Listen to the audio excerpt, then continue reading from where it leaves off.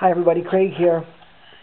Well, the ukulele is finished, refinished, and it is time for unveiling.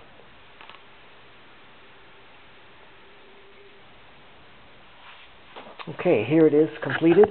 I must say I'm actually very happy with the way everything came out. The finish is kind of it's orange-ish, very pale, kind of faint, and I really like it because I think it looks quite natural, which is what I wanted. I think I may have mentioned I wanted it to look a little bit less like a toy, a little bit more like an instrument, and I think we got a chance to do that. We have the same set of strings and same hardware that we had before. The finish, very, very, very, very light. It was really watery. A little more paintish down here, but very watery up here. Applied with a sponge, and I'm very pleased with the way it all came out. The top was kind of interesting, because when I applied the finish the first time, it came out a little bit blotchier than I wanted. I didn't mind that it was imperfect, or imperfect looking, but it was a little too blotchy, so I sanded it off again once it had dried, and I sanded a lot of the wood away here, so it's quite a bit thinner than I'm quite a bit thinner. It's somewhat thinner than it was, because I lost finish and also lost wood.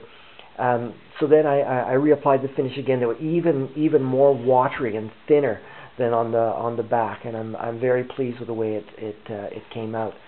You can see that the back, it's a little rough looking, almost natural. It almost looks a bit worn here. I like that. It's transparent enough, translucent enough to see the natural characteristics of the wood underneath, and I'm very pleased with it. I quite like it. Also, it has a bit of a shine to it. Can you see that? I did a little bit of sanding, and at the end, what I did was actually sanded with a paper bag, almost like a polishing. I did that quite a bit.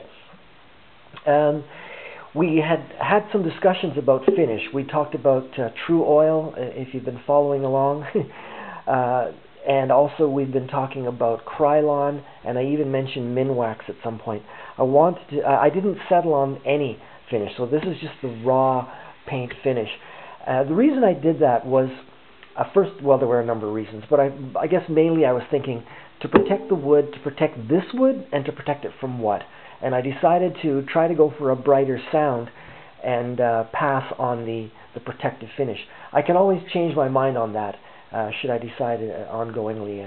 It wouldn't be a big deal to put a top finish on if I wanted to, but I decided for now just to go with a more of a raw finish. I wanted to show you some of the decoration on the headstock here. We have an inlay sticker. This is an Abalone vine design, and around here we have, of course, the rosette, which is also Abalone. I wanted to make it look a little bit pretty, and I was really happy to get these. These came to me from Japan, from a suburb of Osaka called Sendai City. I've been to Sendai City, and it's very, very close to where we stay in Osaka, so I'm very pleased to have a little piece of Japan with this ukulele as well. One of the things that is different than before, when I first got this ukulele, it was actually fairly balanced, meaning if you held it right here at the heel of the neck, the weight distribution from the back to the headstock was pretty even, but now it's become quite headstock heavy, and I'm assuming that's because of the large amount of paint that came off of the body of the guitar, plus the extra sanding I did on the wood. I think I made this piece quite light, so it's not quite as in balance as it was. I did have some problems and an issue. You might notice back here, taking a look at the saddle, there's a little bit of a split. I call it a gap tooth smile. What happened here was, when I put the ukulele back together and put the strings on it and tuned it up, there was a very bad buzz in the A string, and I panicked because I'd never had a buzz in any ukulele string before, and I didn't know how to get rid of it. It tormented me for about half a day, and I was trying to think what it might be, and it finally came to me that the only variable I could think of was that maybe the saddle got spun around somehow going back into installation.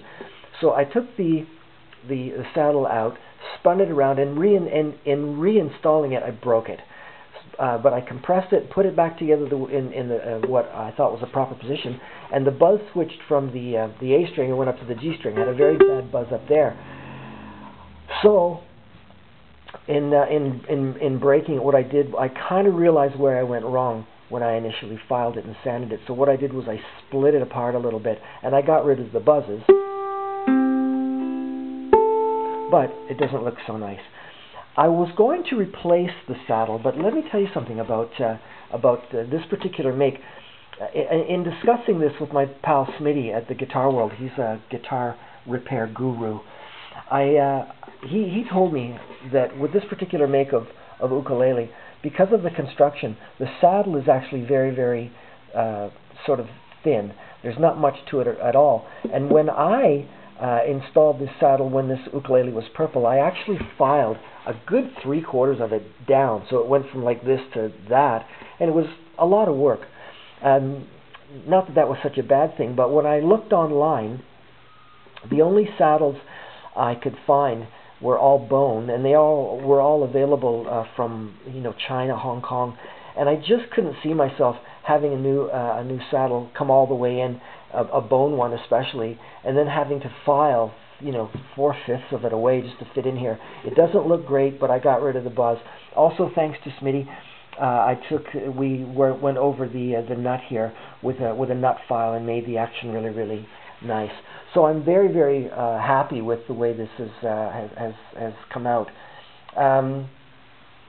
Maybe I should play a little bit of it for you.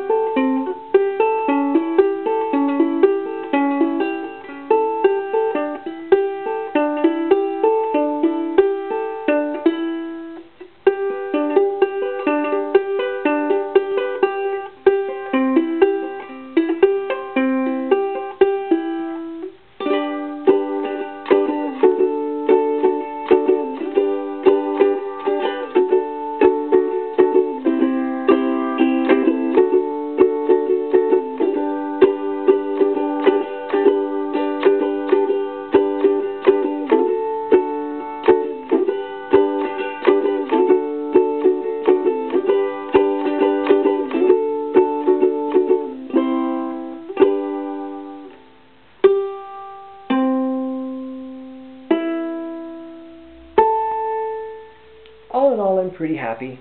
It'll go back in the knapsack, just a cheap little ukulele, but an unusual one and a unique one to carry around and play anywhere I happen to go.